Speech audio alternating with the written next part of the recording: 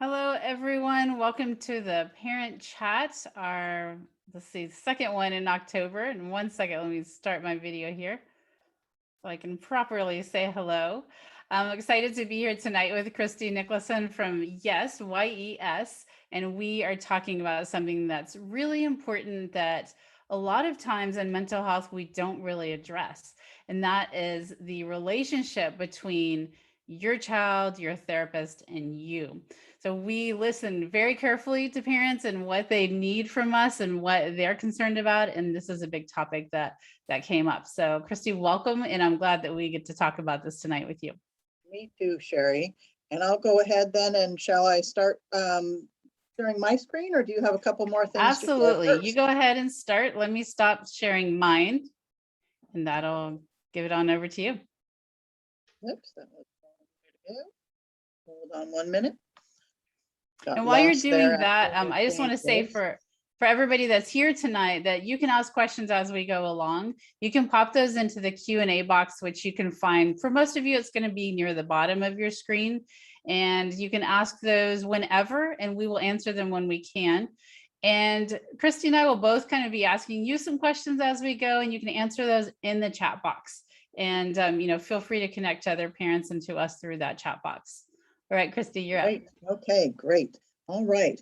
Well, we're going to start out exploring sort of the different types of therapists and therapies just briefly, just from the point of view of kind of having you as parents and caregivers equipped with knowledge to make you feel more comfortable and more confident. I think that's always a goal, because if you feel that way, you're going to demonstrate that, you're going to model that to your child, and it's going to help you both access care for your child and navigate some of these relationships. So your knowledge, your sense of kind of efficacy and competency. So Yeah, starting with, go ahead, Sherry. let's acknowledge, Christy, that it's scary to put your child's mental health in the hands of someone else, even though you Exactly. know the therapist is an expert. To know that someone is coming into your life that is going to play an integral role, it is kind of a scary thing. So the more you can prepare yourself, the better. Couldn't agree more. And I've been a therapist, and now I'm more or less sort of, a program director, but I'm also a parent and have had a parent in therapy and navigated these situations. So I can really see that from all sides. And one thing, just to piggyback on that, Sherry, is that at the end of the day, we are all human beings, the parents, the caregivers, the therapists, all of us. And so I think if we can ground in that, and then we can talk about what role is each person taking on here, and how can we use those relationships to best facilitate the emotional wellness of our children. That's where we're all coming from, right? Yeah, that's a great point. I wrote down on my notes, we have to talk about the fact that therapists are not magicians, because so many times we, especially right now with the mental health crisis that we're in, we just think, okay, if I can just get my kid to a therapist. But therapists are people with lots of expertise and lots to bring to the table, but they're people. Good point. And one thing to think about that is that we're not outsourcing, the care of our children to anybody. We are joining a collaboration. We are bringing on a partner and another person to walk alongside our child, just as teachers do, just as coaches do, but in a slightly different role for a different purpose. So same but different. Again, just sort of normalizing that relationship so that as parents and caregivers, we can feel more confident. And just to share with you all, we're always working at YES, and I know this is true of both other community-based agencies and other private practice groups, where we're always working to think about how best do we connect with parents, and trying to be mindful about that and educating each other and our newer staff in that. And that's always a work in progress as well. Things are dynamic, they're not ever set, but we have that kind of intent, and we work at it the same as you're working at it from your end. So hopefully this conversation helps us to kind of move each side forward and come closer to that kind of healthy, productive connection. So just an overview really quick. different types of therapy. A lot of times this sounds a lot like jargon, and there's a whole lot of these little, CBTs, DBTs, what the heck are that? Once did a really funny presentation for our board where I thought up as many of these acronyms as I could possibly. We kind of played a game with it. But what you want to be looking for really is evidence-based therapies, where some people have been paying attention either in an academic institution or on the ground testing these out with different groups of people, different cultural groups, different age groups, different genders, etc. And some of the most basic ones that you're going to see are CBT, cognitive behavioral therapy. It's really working with kind of how we think and what we feel and what our behavior is. There's a cognitive triangle that's the relationship between these things. And the concepts, the skills, the activities, the interventions involved in CBT apply to a lot of different kinds of problems that we're most likely to be engaging with therapy, either for ourselves or for our children. So anxiety, depression, behavioral kinds of issues, substance use issues, all of those. And this is not a comprehensive list, by the way. I did not want to do that to you. And I can already see here things I wish I had included: motivational interviewing or enhancement, just a way of kind of harnessing somebody's own goals and hopes and aspirations. So coming alongside of that, rather than trying to push or pull, but kind of coming alongside and really listening to what's motivating them and what's important to them. And having worked for years with young people, that's a fascinating thing to do. And if you think about it, you as parents do that a lot as well, which is you're listening for what are they interested in? What can you connect them with that's going to encourage those interests? How can they express themselves, their skills and their talents in the most positive, healthy ways possible, right? So we do a similar parallel thing when we're looking at changing maladaptive behaviors, things that get in the way or cause problems, into healthy, more functional behaviors by lining those up with what is important to this young person and this kid. And what does that look like right now? Because it looks different for a 13-year-old than a 16-year-old or an 18-year-old. And your 13-year-old, the way you're maybe nurturing some of their interests is going to look real different when that's being realized when they're 27, 28, right? Mm-hmm. DBT is something we hear a lot about recently, which is dialectical behavioral therapy, big giant name for working to learn emotional regulation skills, really. And we probably practice a lot of those skills, albeit maybe not that well sometimes, every day.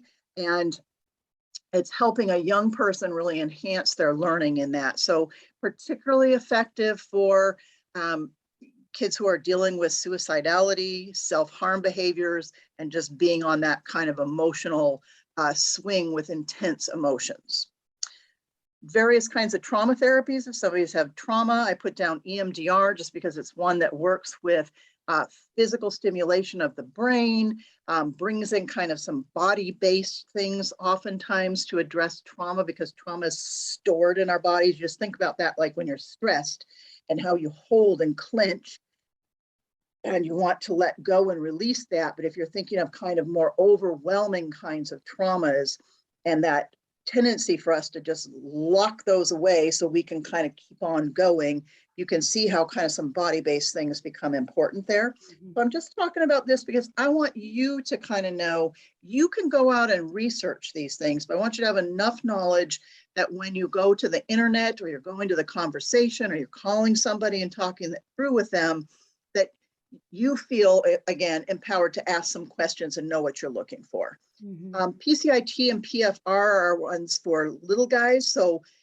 more for parents with PCIT is parent-child interaction therapy. So it's really assisting parents of young children in that interactions with them and really helping them become more skillful with reinforcement. And so reinforcing the things you want to reinforce rather than the things that you don't want to. Surprisingly easy to mix those up. People have pets, I'm sure, who are on here, and some of you are probably excellent pet owners and trainers. Somehow I always end up with the most neurotic dog possible. I could do great therapy with a child or an adolescent, but don't match me up with your dog. PFR, This is building first relationships. And so again, for parents and very young children. ACT, acceptance and commitment therapy, kind of involves some of those things I talked about earlier with CBT and DBT, but it's really looking at values, what's important, and sort of realizing, and sometimes this is better for kind of older teens and younger adults and adults, where your behavior is getting in your own way, and looking at kind of pathways out of that kind of a trap. Sherry, anything you want to add to that? Yeah. So just one thing I want to say to parents who are like looking for a therapist, like it's okay to ask them, like, what's your approach? What is your like modality? Like, how do you like to go about doing therapy? And what I find, if they're kind of like, I can do it all, maybe they're not the best at some of these more in-depth ones. So if they kind of say that I can do whatever, ask them about what is your specialty? What are you really good at? And then have them talk to you about that a little bit and see if you feel like it's a good match. Like you can get a feel for when a therapist is talking to you about their approach, if you're like if it makes sense to you and they're able to articulate it, then it's going to be a better fit. Absolutely.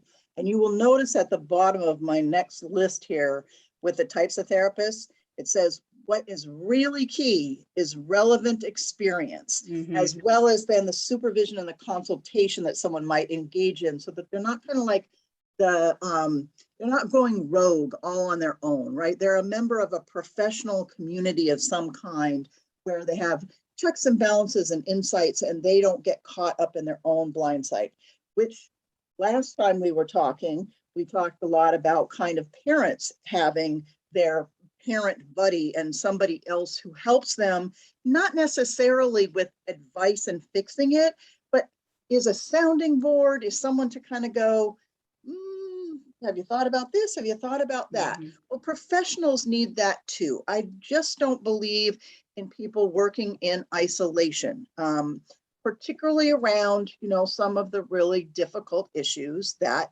are, our children are struggling with, or we're struggling with, or our families are struggling with, and we're looking for somebody for help with that. So it's a parallel to what we're saying to parents. You should always feel like you should get your parent coach. I think everybody should have a parent coach. And Sherry can talk a little bit, I'm hoping, here about parent coaching and help with that, even though that's more for the parent, but there's also some of that kind of mediation, dialogue, work together with the adolescent that I think is super helpful for so many things. And I didn't put that down here because it doesn't really fit into therapy, but it's a very close cousin and equally as important and useful. But what I mean by the relevant experience is, while you're listening to how do you work, what's your modality, thinking, does this work for my child, but do you work with children? Do you have experience with children? Do you have experience with adolescents or young adults? What about families? What about different gender identities? I mean, whatever those issues are, the person best able to provide those services is going to either be somebody who has, knowledge base around that, has lived experience around that, has professional experience around that, works in a group of people who can complement them in that area, right? Because you're not always going to have somebody, we're not all specialists, and particularly in community-based organizations, we don't work too well if we're all siloed into expertise. Nevertheless, in our agency, we have people who have a lot of experience working with different gender identities and supporting issues around that. People who have a lot of experience and training in DBT and working with trauma, or CBT and working with young children. And so it's always good to ask about that. And if the person doesn't have a lot of it, again, what's their context that they're operating in? Who are their consultants? Who are their professional supporters? Who are their supervisors, et cetera? So you see all these kind of different levels here of kind of licensure and titles and things like that. And I just wanted to unpack that just a little bit, but Sherry, looked like you wanted to say something. Yeah, I just want to say that this makes me think about if you go to find a therapist on Psychology Today, Mhm. they have like their specialties and who they work with on there. And the ones that I recommend people stay away from are the ones who literally have clicked every single box. They work with toddlers all the way up to 80, plus.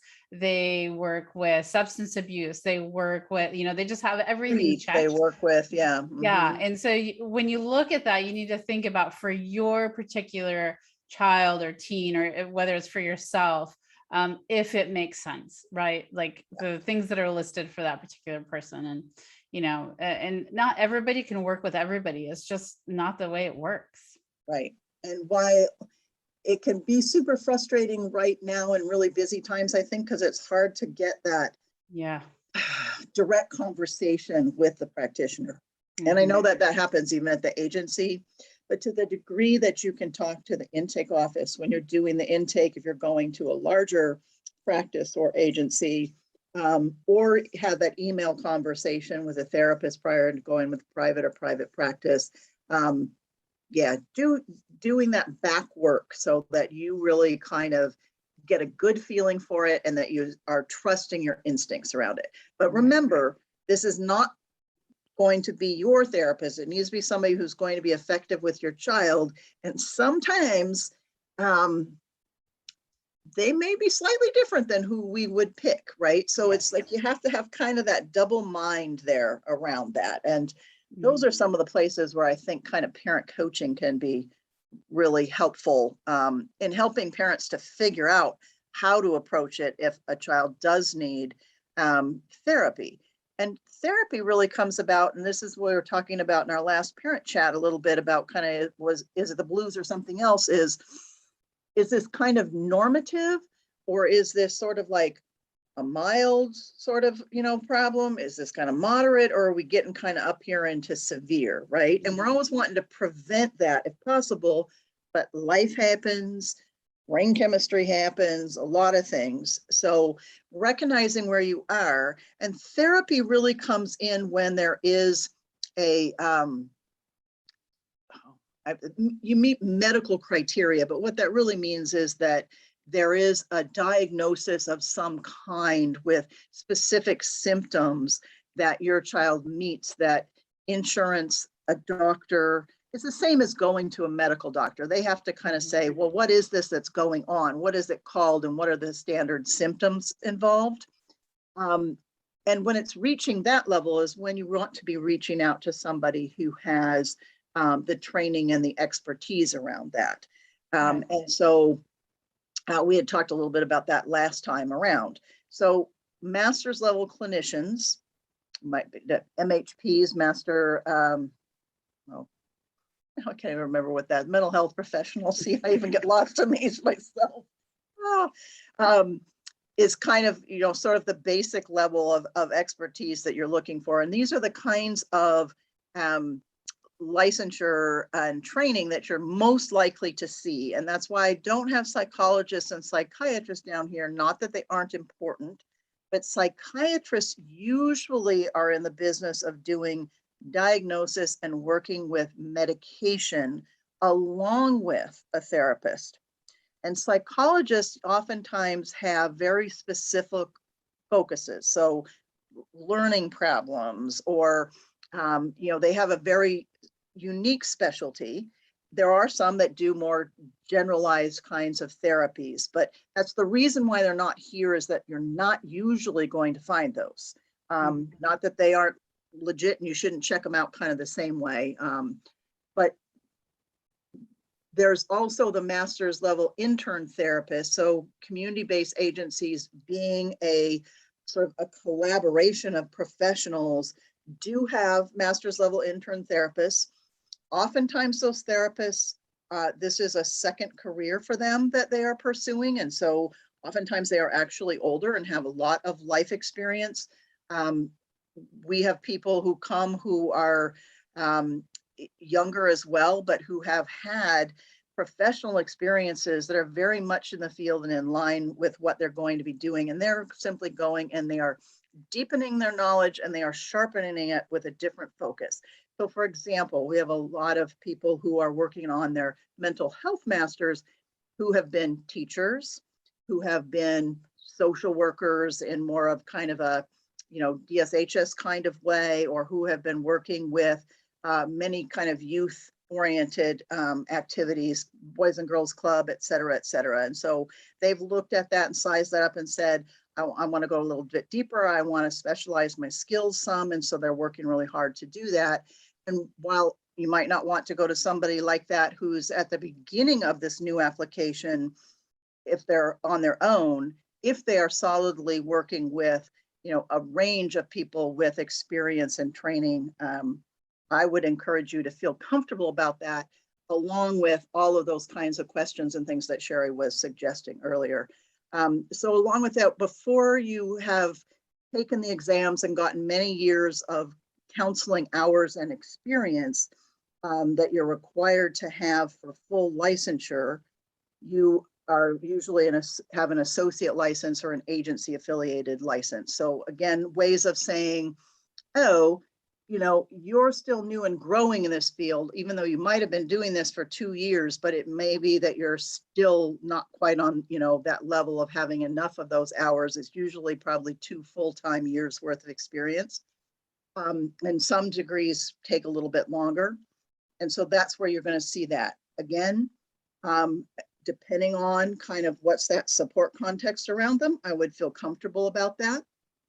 And then people get their licensure after they have those hours and take an exam recognized by the state. And so that's your, where you start to see these L's, which means that, were they trained as the mental health counselor, but now they have not only those hours, but they've also taken a test and they've gone through a full application process.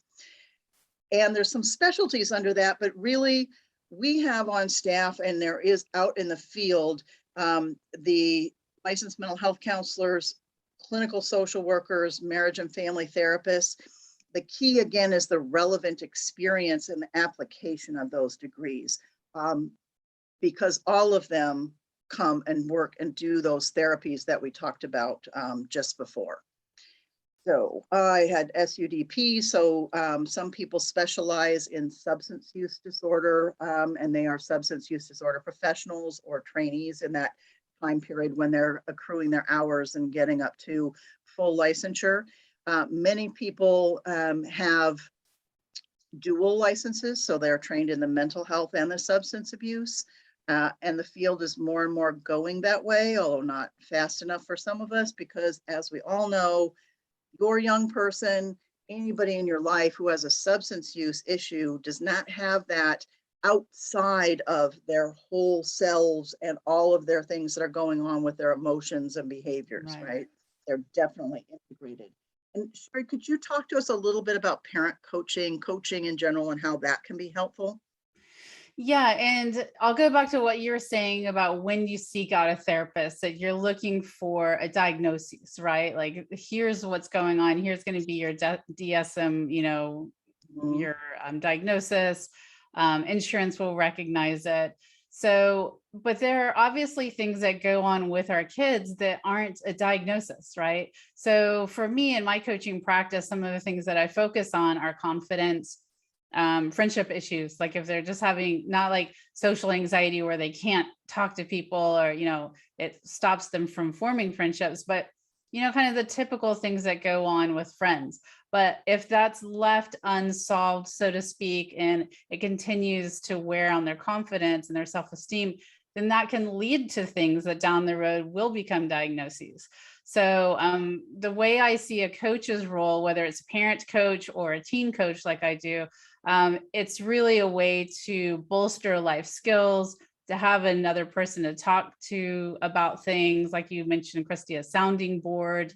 So for parent coaching, it's really important to have someone to talk about issues that are going on with your teen in a safe space, whether it's a therapist or not, whoever it may be, but that's someone that that the info is not going to spread around, I think is a big one, because our teens need to know that they have that confidentiality if they're coming to talk to you. or if Yeah. you need to talk to somebody and get support. So that's where a coach comes in. It's just another layer of support for you to get help as a parent. A lot of times parents that I'm coaching will ask me like, okay, my daughter's ready for a therapist. Like, what do you think? Like, is this something, this is what's going on? Is this something that's for a therapist or a coach, or what other kinds of things can we look into? So it's just Absolutely. another way to get support. Yeah. And like I said, I highly recommend it. If parents can do it, I think it's helpful to all parents. We need it on some level, even if sometimes it's in your own head where you're kind of like, Yeah. What's my best move and strategy here? And what did that Right. really mean? And what should I be looking for? And, we know we're doing that in our own head, and this is getting it outside of our own head and hopefully feeling some support and then being able to move forward. Yeah. And Right. some Right. anxiety around that. And so we've talked about that often, where, and I think you did that sort of self-care for parents or self-compassion for parents. So important about that piece about taking care of ourselves and modeling that for our kids. And, we don't manufacture that out of nothing. We need to support ourselves to have it Right. as well. Right. Yeah. Definitely. Christy, So do you mind? go ahead. Somebody asked a question. Do you mind if I go ahead and offer Oh, this yeah, question up go to for you? it. Mhm. Kind of going back a little bit here. Someone's asking when you would say that DBT should be tried rather than CBT. Right. Yeah. Really, I'm thinking if you have a child who is really struggling with suicidality, either mentally or that's coming through in their behavior and they're making attempts with that, and they can't seem to get past it, those kind of extreme emotional swings. And so what we might think about is sort of the sort of really sensitive child, and not that in any pejorative sense, but some of us just are wired differently and we Yeah. have to learn how to manage that. And if there's self-harm involved, I literally do think that DBT skills are helpful for the entire population because we all have to regulate our emotions. We all have to navigate through difficult situations. We all have to kind of get ourselves back to the center and cultivate our awareness. And we've done through our school-based programming some DBT skills groups, but really focusing on the skills minus the therapy part. What a DBT program does is it brings those together. And so you have that skillful DBT therapist who's working with different kinds of interventions on those sort of life-threatening behaviors, and then it's quality of life-threatening behaviors. And so it's really looking at those more high-risk things when you're talking about the therapy program of DBT. Okay. CBT addresses those things, again, more broadly, but there is CBT for depression and for anxiety and for behaviors and for substance abuse, like I mentioned. And there's a lot of CBT embedded in DBT, to be quite honest. I mean, DBT really takes that kind of awareness and the relaxation and the calming and all of those things and pairs that together with those ideas in cognitive behavioral therapy about how our emotions are affecting our feelings and our behavior, and what's the relationship between those, and where can we come at it to make changes. So they're not totally different. So really it's that higher risk or those more extreme behaviors where if you can access a full DBT program, awesome. But don't worry if the entry point is CBT. If you have somebody who's skilled, and you start with that, it's not going to be a waste. And I think what you might find is that maybe if you need to go even deeper for that then you can have that as a next step. Great. Can't go wrong either way. Okay. Thanks for answering that. I appreciate Yeah, that. you bet. So we had some discussion. So these are not just my points here, and thinking about kind of in this relationship between the therapist, the parent, caregiver, and the child or the youth, sort of what are the different roles and sort of responsibilities that kind of attach to each. And so we kind of did a little outline of that, and I'm just sharing the outcome of that with you. It's, again, none of this is completely comprehensive. So just because it isn't said here doesn't mean that it doesn't exist, right? So thinking about therapists, well, the therapist role really is to come with their training and their sort of objective abilities around assessing and screening and bringing that to the table to whatever it is that is sort of amiss, and what we're trying to sort of get back on track in terms of from having veered off into kind of more unhealthy or just not working as well, and back into kind of that healthy functioning kinds of behaviors and states of mind and emotional states. And then in order to do that, and some of that is that evidence-based practice training that we talked about. Some of it is on kind of what is a mental health disorder, how do you recognize one, all of those kinds of pieces that we talked about. So the other thing is that it's really important to be able to form a relationship with a client. Now, that relationship is not a family relationship. It's not a friend relationship. It's a very unique relationship. It's a therapeutic relationship. And so you really do want a therapist who can even speak to that to, you and to your child really clearly about, we're going to work together in these ways. And this is kind of the nature of our relationship. And this is what we're about. And that's in large part what a treatment plan is about. It's the child, and depending on the age, with your involvement, saying, these are the things that are going on that aren't working. This is what we think it would look like if things were working better. And it's most important in the therapy, especially the older the child gets. If you have a young child in elementary school, this is kind of a moot point, because really you are going to be the arbiter of saying, this is kind of what an outcome needs to look like, along with the therapist. And the child is probably, it's going to be what their experience is. They're not going to have words to articulate that, right?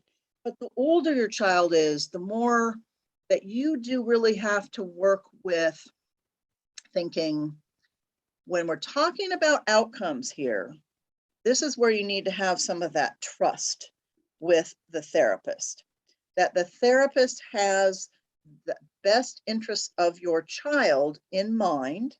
They have a different sense of responsibility to them. What they are enlisted in is helping them to change essentially unhealthy behaviors and sort of unhealthy states of mind and emotions to something more healthy, and helping people develop that the skills and ability to maintain that, or to sometimes, there are just things, medications required, so we got to get a psychiatrist involved, and what's the full menu, but they are sort of the advocate and the guide for that, and the teacher of kind of the skills to access those additional kinds of helps. So you need to think, okay, I've sort of done my due diligence in finding out how this person operates. I have some sense of them. We're going to kind of, test it out as we go to begin with, and have some interaction. And you do need to have interaction with a therapist to do that, right? So that you can trust them to talk with your youth, and they can identify what are the outcomes, and it can be in their language and their understanding.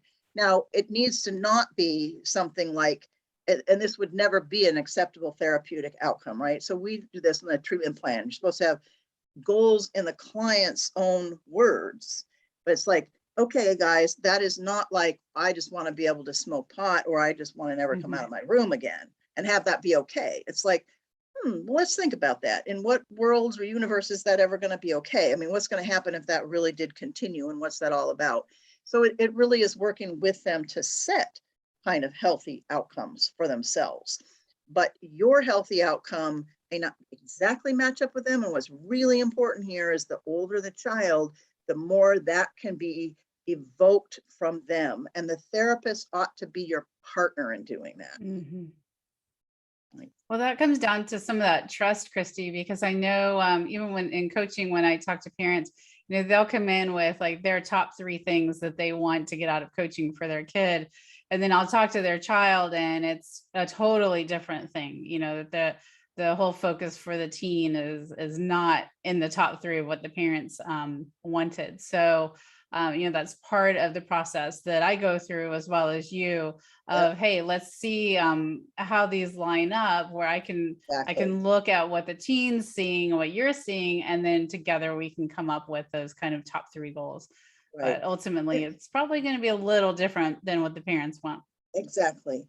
But if that wasn't the case, then you probably, the parent caregiver, you wouldn't need our partnership, right? Because if you have this and they have that, and that's part of the problem is that there's this, that can be really difficult to get through on your own. So Yeah. again, this is who and what can you bring in that can kind of soften that up and can explore where do these things really intersect? Because I Right. suspect they intersect somewhere because you really care about your kid and their well-being. And I'm going to skip down here I'm going to go past my child or my parent, and I'm going to skip down here to the child youth role real quick, and then we'll go back to talk about the parent. Okay. Because the child or the youth cannot be a passive part of this, either that you have just handed off to the therapist to wave their non-existent magic wand over and say exactly the same things that you did, and your child all of a sudden listens to that. That is not going to happen, right? However, that skillful therapist building this relationship and everybody looking to what are the good outcomes that we're looking for? What does, and in DBT, they have a saying for this. It's like, what does your life well lived look like?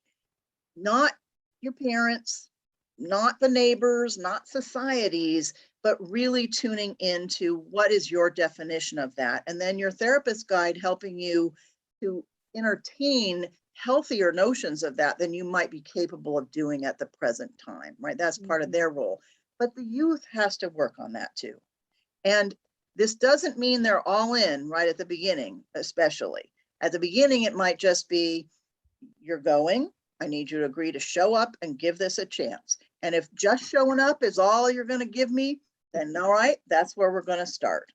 But what you want to have happen is that the therapist and you can connect in such a way with your child that they start to develop more of their own motivation around this. They start to be able to look at their own choices, their own thoughts, feelings, interests, and their own abilities to manage their kind of emotion or not, and what do they need to do about it. Kind of take some accountability for their piece of what's going on, which isn't about blame. And it isn't about shame. It's just about recognizing, oh, this is what's going on. If I have depression, there's a neurochemical thing about there might be a genetic thing. There's things I've learned, bad habits I've picked up. Here are some things I can do to change. And I might have to address that at kind of all those levels, the physical level, the experiential level, the learning level, all of those. So this is where a child and a youth, we need to have some kernel. We don't need much sometimes. If we're skillful therapists, we can work with that. And of course, if it's a young child, this looks different because they're not going to articulate that in the same way, right? But young children have needs, and mostly they have needs for feeling safe, feeling that they're regarded and they're cared for. And sometimes as parents, depending on what's going on, we need some help and support to be able to show that in ways that our child can understand it. And sometimes we honestly just really need a lot of help to keep our cool while they are having a lot of trouble regulating their behavior. Yeah. We're talking about young kids, right? So whatever that is, it's like the child is not passive. They need to be an active participant in some way. But again, I don't mean by that, throw up your hands if they won't willingly go. Willing. It's like, willing is like from a little crack all the way to, yes, I want to do it. And my hands are wide open. Yep. Yeah. So don't, like, for some kids, they actually are asking for therapy these days, but others, the parents are going to have to kind of push a little bit and say, you have to do something. So here's your choices. Yep. But this makes me think of a client I had one time. The first session, she was made to come in to see me. She did not talk the whole entire session. And she's given the choice at the end of that first session if she's going to work with me or not. Surprisingly, she said yes. And it was because she was given the space she needed. We were able to work on paper and stuff and get some stuff done. So, just if your child isn't excited about therapy, that's okay. But find that therapist that can kind of crack the shell, peel back the layers of the onion. It might be a slow process, but you got to trust the process too, and the therapist. And I think talking to the therapist initially about, or with your parent coach about, sort of how is the therapist going to approach that if that child is sort of like, I don't want to be here, or is going to, be totally silent or do that. Because they're going to have strategies, they're going to have ideas, and they're going to know how to sit in the room with the child and have that kind of patience and positive regard. I mean, they have some advantage in that they don't have to live 24/7 with your child like you do. So it's a little easier for them to manage not having their buttons pushed and creating that environment for them, right? So back to kind of parent caretakers of the family role, you're the context, you're the nest, you're the infrastructure. I mean, the importance of that can't be overstated. And we all know that life happens, and sometimes, part of the nest or the house needs some repair, and we may not have the talents and abilities. And I'm thinking about my own house right now that's got some kinds of issues going on that I don't have the time or ability or skill to do. I need to get help and some expertise and people who really know about those things, right? And if I would be foolish kind of not to do that. But at the same time, it's my home I've created, it's my home I've worked to, purchase. I mean, there is, you are the important ones. So don't forget that, but also appreciate sometimes that in a parent-child conflict, and I mean, I think this is a beautiful thing if you feel confident enough in yourself and in your parenting to say, I don't always get it right, or I am really stuck. Kids have different personalities. I mean, I shared about that last week. I was talking about my niece and my nephew, and I was spending a week with them, how different they are in terms of their personalities and how different it is for me in navigating some of that, because, one of them can be super charming when I need to be being kind of tough. And the other one can be a real pill when I need to be really loving. And so it's not an easy thing. So if you can say, I don't feel like I'm doing my best here, and I would really like learning and support, and I'm going to really try to sort of, state in as non-judgmental a way as possible kind of what this struggle with my child is like for me, to the therapist, to the child, and then really try to listen to my child, and then to the therapist's suggestions about how to maybe improve that relationship. That's something that could be a real gift out of the experience of either doing the coaching or the therapy.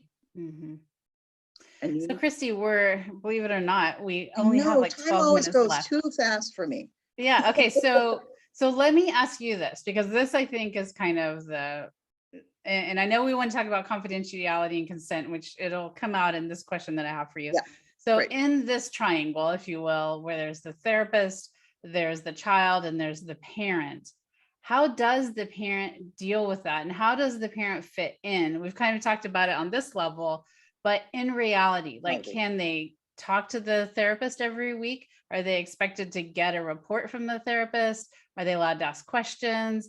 How should they deal with their child? Should they be asking their child questions after therapy? Let's kind of get into that a little bit, because I think that is important for parents. Yeah, you bet. So ideally, before or right at the beginning of therapy, say it's the first session with the therapist, and here you would have had an intake with someone else, then you have your first therapy appointment. Come to the appointment unless you have an 18-year-old who won't go if you come, and then you're going to have to take a different. We're not going to address that right this minute. But if you have a youth or a child, young child, you're going to go anyway. but your middle schooler or high schooler say, nope, I'm going to come and I'm going to, hopefully the therapist is going to just naturally include you kind of in that first session, part of the time all together, hopefully part of the time with you alone, hopefully part of the time with the child. If you can ask ahead of time how that will work, how will you be included in the first appointment? How does the therapist usually kind of structure ongoing involvement on the part of the parent? If you indicate that you want to respect the confidentiality and privacy of your child, and you also want to be a part of this process and to understand what interventions and kind of what is the therapy like? What is the treatment plan kind of, and how can you support that at home? What kind of education might you get either from the therapist or might they direct you to that would help you to support those interventions and learnings and the things that they're working on in the treatment plan, as well as help you to improve the relationship. So I think setting that out first, rather than coming in and not saying anything and then not knowing kind of what the expectations are and then feeling frustrated and not knowing where to go, but putting it on the table. I want to have a conversation about it. I want to be involved and I want to respect the confidentiality and the work that you guys are doing. How are we going to do it? And, depending on your child's age and what's going on, you might have that conversation all three of you together. Yeah. And then that sometimes looks like, each week there's part of the time for the parent to be involved. And sometimes it's maybe not an ideal time for that to have happen. And hopefully that could just be named. And you could even ask the therapist and your child, hey, I know there's going to be some times when there are some things where you need me to give you more space to work on that. I'm fine with that, as long as I'm assured that if, you're in danger or if my child is in danger, that I'm going to be looped in and be part of kind of that safety planning. And if you do have a child who is suicidal, but maybe doesn't meet this sort of legal standard of breaking confidentiality, which is believing that they're in imminent danger to themselves. So what you might do with a therapist at the beginning and your child is negotiate around a consent if they're 13 or older, which is where that confidentiality comes in, because in our state, a child 13 and above is the one who has the right to consent to treatment and who has that the privilege, the confidentiality attaches to them, unless there's neglect or abuse, or we believe they're harm or danger to themselves or another person with some kind of imminency, which isn't having suicidal thoughts or even self-harming. Those don't necessarily mean that they are imminently and acutely a danger to themselves. Now, So let me say that again, Christy.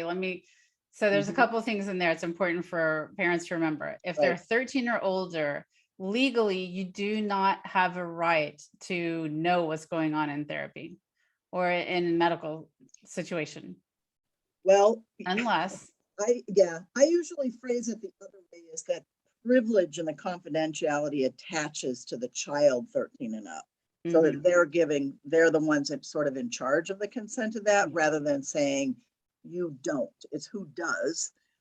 But then the times when, as a therapist, I would be legally obligated and ethically obligated to break that confidentiality. So say this 13-year-old, 14-year-old says, I do not want your parent talking to me. And I say, based on what you have said, I have concern for your imminent safety, or that you're going to harm someone else, or you're being abused or neglected. I have to break confidentiality and take that out of this room and get, support to support, stop what's going on. yeah. Yeah. But there's ways to work with this. And so all the good things in my mind are often prevention if they can be. So done ahead of time, right? Which is to have that conversation early on about, hey, everybody has really hard times, right? Can we talk through a plan now about kind of how that would work if you were struggling? And so this could be a three-way conversation, or it could be with the therapist. How can you set up the situation where, you know, I can be part of kind of that safety planning, and I could have a heads up and just be part of preventing, you know, negative outcomes before it gets to that point where you would have to legally break that confidentiality. Right. So a Yeah. therapist ought to, in my opinion, work to get a consent from the child. So there's actually signed legal consents that says I can share, the therapist can share with my parent, guardian, other trusted adult, whomever it might be, school counselor, the following things for this reason. And the reason would be support the therapeutic outcomes, you know, support safety, and to have in there whatever the child one is comfortable with, but also enough that allows for that ongoing communication and that sort of safety planning, and inclusion of the parent. And then it's all laid out there. And for So, some people, Christy, let me stop there for a sec. yeah. They might not have heard of a safety plan. So what a safety plan is basically, what is your plan if you're having like suicidal ideation? Here's your resources. Here was the top things you would do. You can talk a little bit more about that. Yeah, so really, yes, it's something that's developed alongside of the client, and hopefully before there are serious struggles going on around kind of self-harm, suicidality, just really more extreme distress, and also with a parent if at all possible. And so it looks like, what are the things I can do to distract myself when I'm feeling that way? What are the things, you know, who are the people that I can go to? What are the safe situations I can be in? How do we make my environment safe? If a child is actually suicidal, I'm hoping that a therapist is talking with you, the parent guardian, about family home safety. So if their firearms, are they secured? You know, what about other kinds of you know, medications, prescription, over the counter, other things like that. Let's make this a safe environment because your child is at risk, either because they're depressed, or because of their, you know, impulsive behavior, or because they're actually suicidal. Yeah, so that's great to, like, if your child's going into therapy and you know in the past they've had suicidal ideation, this may be something that you request from the therapist that you work through together if your child's up for doing that with you as part of the process, so that you feel secure in knowing that there is a plan if that is Right. coming up for your child. And if you could say to the therapist, you know, let's say, Christy, I can't hear you. I think like if oh, you turn more, okay, is that better? that's a little better. Yeah, that side Oh, for some reason. I'm sorry, I don't know why that happened. So again, a lot of this is communication. So it's not imposing your expectations on the therapist and the therapy. It's not just totally backing out and sort of saying, well, I don't know, you know, kind of you tell me. It's in the middle there. Let's have some open communication as early as possible and as, you know, kind of respectfully as possible. But, you know, saying we're all on the same page. We want these healthy outcomes for this youth.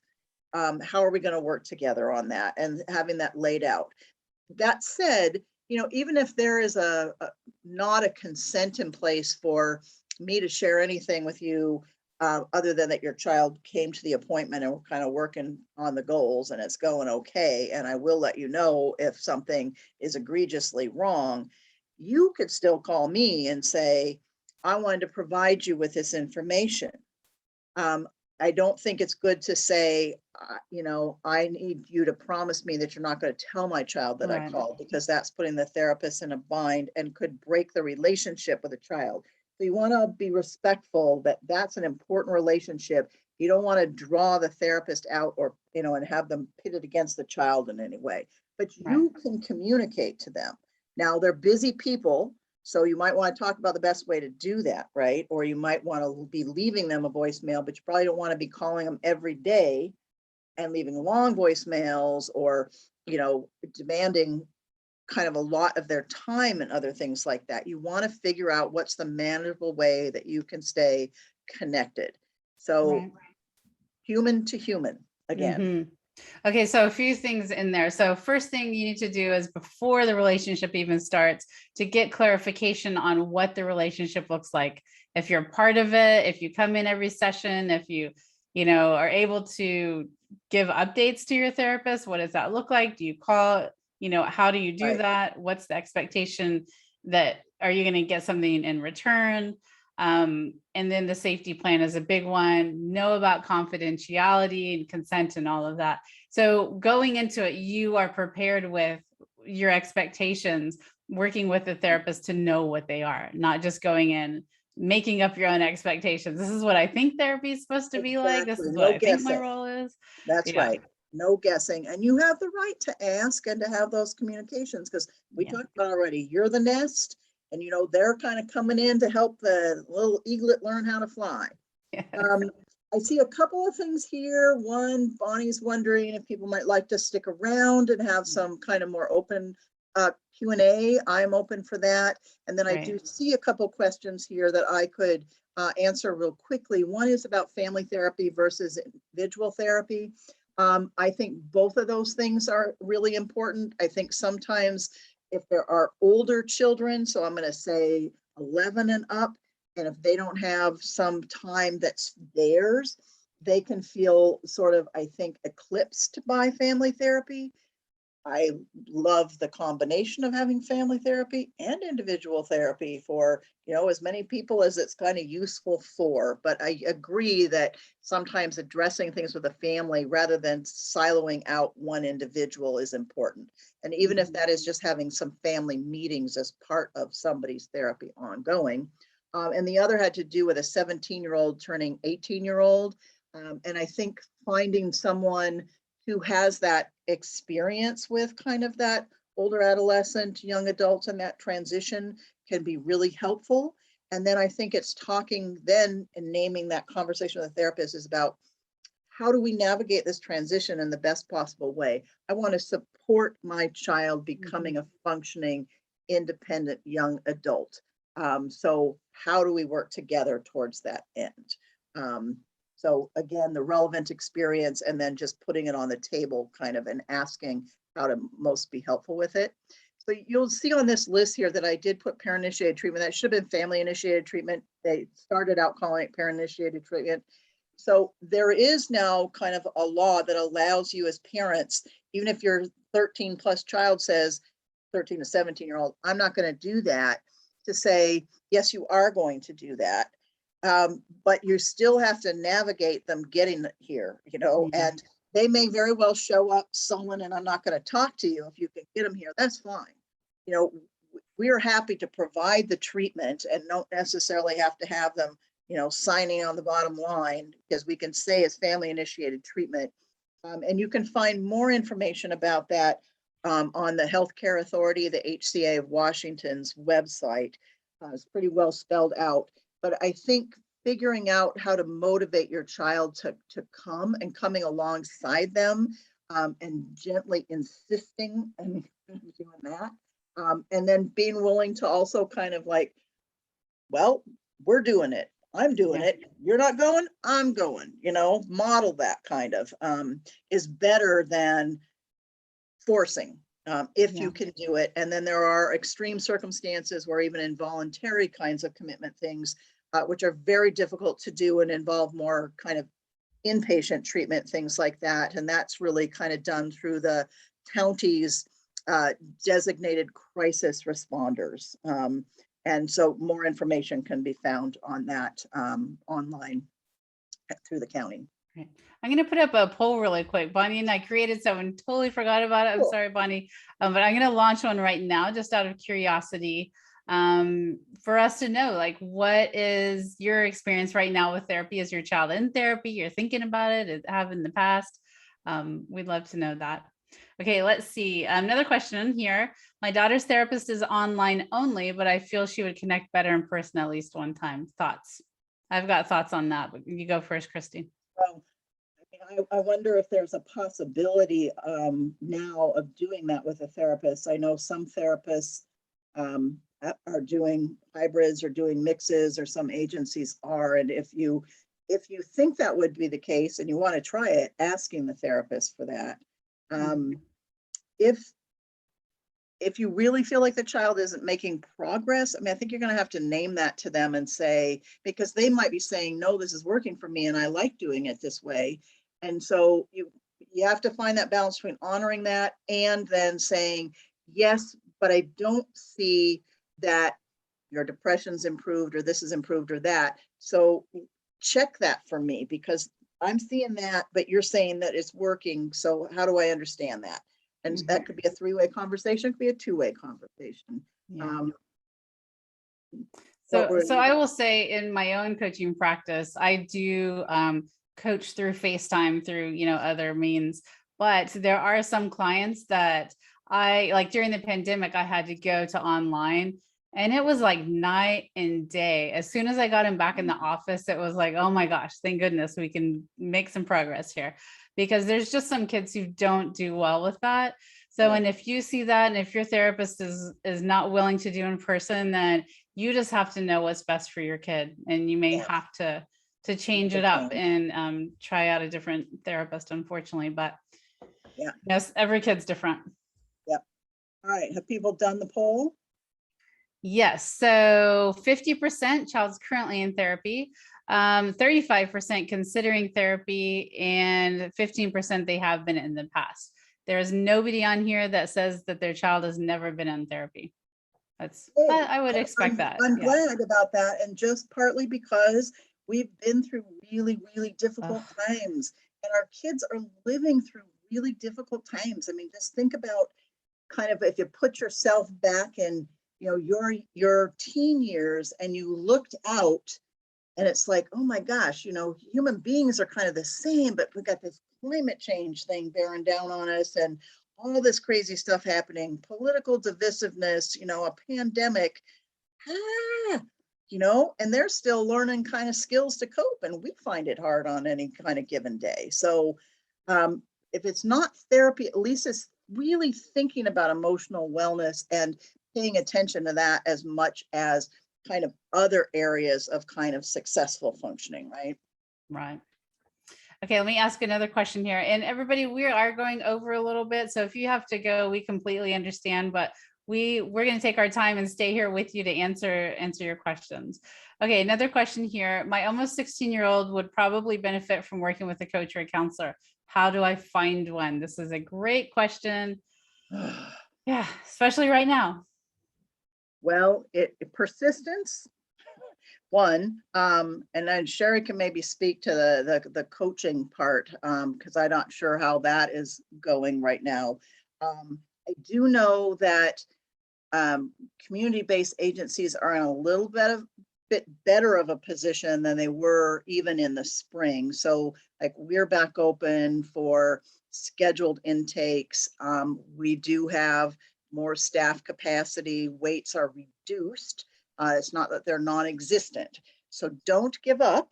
I also do often recommend, if people are really finding it difficult to find the where, or if they are going places and what they need isn't available and they're just kind of reaching dead ends, is to use the Seattle Children's referral line, where they will do some outreach on your behalf in the community, looking for kind of that right fit for what are the issues, the age, the area, and things like that.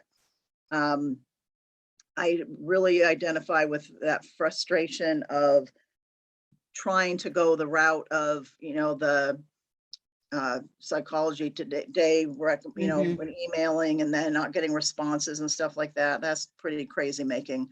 Word of mouth, hitting up everybody, for, do you have a recommendation? Because oftentimes that does help kind of cut through things. Right. Your thought, Sherry, you want to add to that? Yeah, perseverance, definitely. Right now, you might get lucky and get one in the next couple of weeks, but there's usually a wait list these days. So, if you are even considering therapy, I would go ahead and start the process. Ask around, see, what people around you say about therapists that they recommend. Psychology Today, you can start there, but there's great therapists on there, but it Mhm. is difficult because a lot of them are individuals, so they don't have a staff answering phones, or they don't Exactly. have a good system of setting it up. But I wouldn't discourage you from going there. Just know Yeah, that it it's can be frustrating. frustrating, but don't give up. And then I will say about coaches, there's no easy way to find a coach. I hate to say, like, there's, do some Google searches. Most of the good coaches are going to have a good website and have a presence online.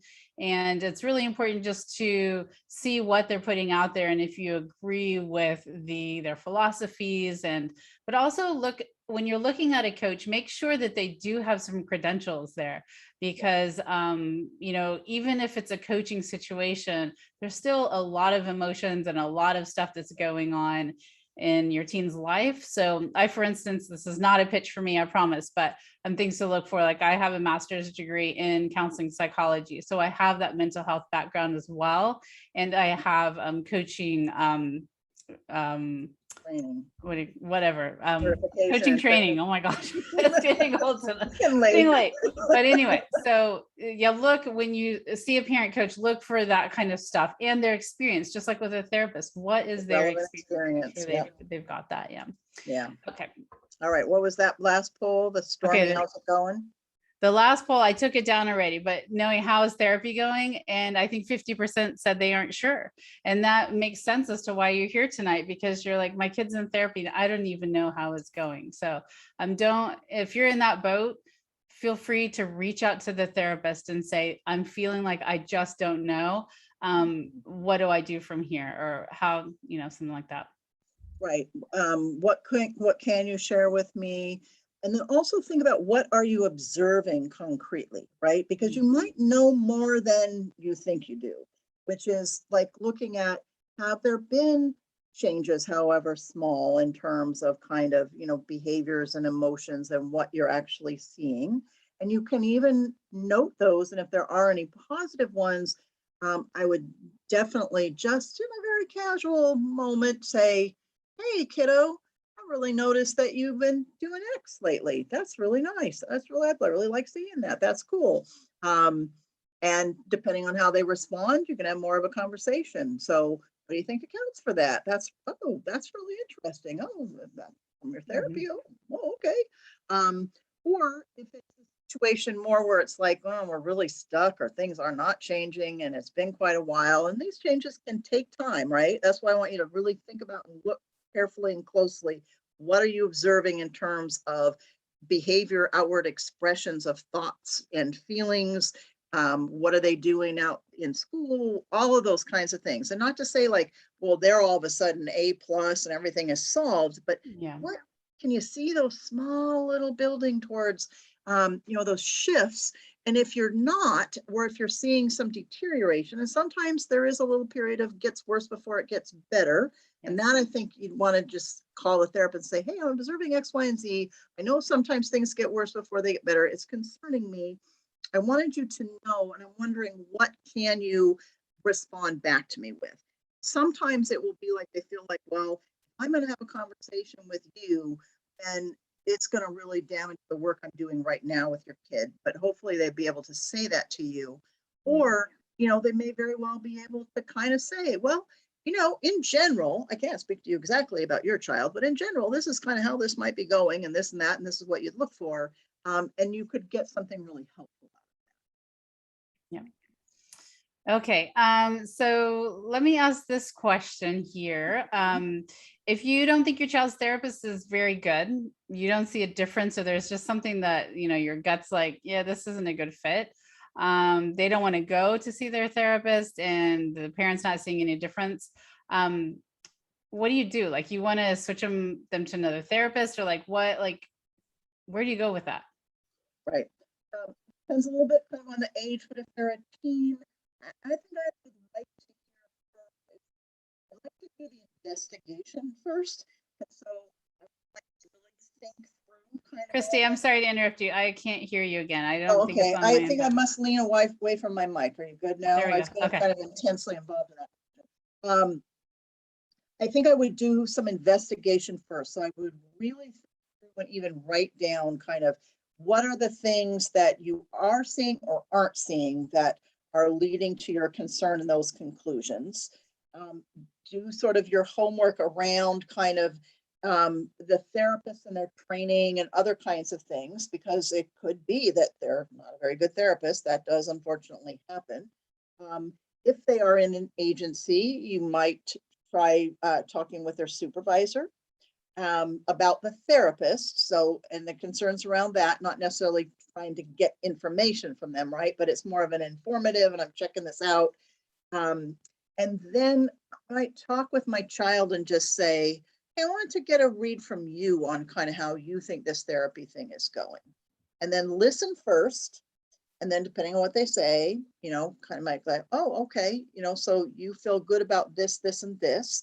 And then I'm also seeing this and this and this is just kind of concerning me. And so I was thinking, well, I don't know, is this really helpful or not? And you make your observation, you give them some time and space to respond.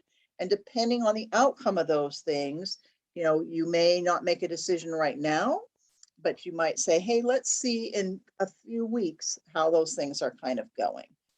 Or if there are unhealthy dynamics with a therapist and you're concerned about that, then that's a different matter than if you feel like there's kind of progress being made towards the treatment goals, which is kind of a mix of different things that can happen, with healthy kinds of boundaries and everything. But if you're worried about the boundaries and something like is just like not feeling right, then I think you really do need to kind of speak to it. And you can even say to a kid, I'm not sure exactly what this is, but I have this really uncomfortable feeling. And it kind of came about when, the therapist said X or this happened. What are your thoughts and feelings about that? And you may not agree with them, and you're not like letting them make a final decision about it. But I think including them in the gathering of the information and in the process of making the decision is important. Right. Yeah, and back to what you said at the very beginning, therapists are people. So there are amazing, wonderful therapists out there, and there are therapists that aren't great, and maybe they're not even great people. So, that's few and far between from what I've seen, but there's something to be said for asking these questions sometimes if your gut's telling you something's off here. So pursue it, check it out. yeah. Don't necessarily make rash decisions and No. act too quickly. And again, check yourself. Are you looking for like the outcomes again that you want because you want your kid this way? Or are you looking at what is kind of my kid in their best functioning, in their best way right now? And what would they want and say? And again, has to be checked by kind of, is that healthy and right on? But they aren't little mini me's, and they aren't kind of designed to be the outcomes of our dreams, right? I mean, Right. they need to work themselves into the expression of their dreams. And all of that can just be really difficult to navigate. So again, I'm back to my idea of a parent buddy or somebody to talk those things through with and kind of get a check for yourself and support for yourself around it. Exactly. Yeah. Okay, let me answer this question here. Somebody's asking if services are now being offered in person. Yes, a lot of people now have in-person sessions. So if you need that for your child, just hold out for that. Like look for a person who's seen people in person. And you'd like to get a therapist to help with executive functioning skills. So that should be something, if you look on Psychology Today, that's a very specific thing. And also, checking with Seattle Children's Hospital and some neuropsychologists in the area too. Kind of do a search for that. Neuropsychologist could be helpful. Okay. All right. I think we've answered all the questions, Christy. I know there's a lot more questions and a lot more that we could talk about when it comes to the parent-child therapist relationship. I mean, it's a complicated one, but it's also one that can really yield some really big, impactful changes in your child's life. That it's not just for now as the exciting thing, it's for the rest of their life. They're going to be learning things about themselves, learning about emotional regulation, about how they're looking at the world. So it's really a powerful experience. So just make sure that you're getting the answers to the questions that you need answered. Did I say that right? I don't know. So, I don't know. Oh my gosh, it's late. Okay. So anyway, so if anybody has any follow-up questions, feel free to reach out to us. Bonnie, if you can type in there the email addresses. And you mentioned parent coaching. So I'm just going to put a plug out there that's what I do. One of the things I do, I also see teens, but I am specifically helping moms who are raising daughters in middle and high school. So I'm passionate about it because I have 3 kids of my own, and I know that it's a time when parents need that extra support. So that's what I'm doing and offering in the community. So yeah. absolutely. So, okay. Bonnie says balance in mind at lwsf.org. And if you email there, then we can get the questions to, wherever they need to go and get you the answers to those. Yep. And you can call YES and you can look for other community agencies on their websites and see what they are currently offering. Do they have wait lists and all of that? We are doing both virtual and in person. And then I also want to mention that in the schools, they may have mental health services. YES does have some fee-for-service therapists that offer limited in the schools therapy, and also our behavioral health support specialists that are there to kind of help facilitate connections into more intensive services if necessary, and provide a lot of those supports at school. And so checking with your school counselor administrators to find out what's available in your school can also be an avenue. Yes. And I'm hoping that will become more and more the norm, that they offer these services at school. Exactly. Yeah. Right. Okay, well, awesome. That was fantastic, Christy, as always. And thank you everyone for taking the time to join in with us in this conversation. And we're here for you. If you need anything, you just reach out to us and we'll get you the answers. Yeah, really appreciate your participation. And it's all about that, speaking out and having the conversation and building the relationships. Thank you. Absolutely. Thank you, everyone. As you leave, if you can just put a little something in the chat, let us know a takeaway that you had from tonight. That's always helpful for us too.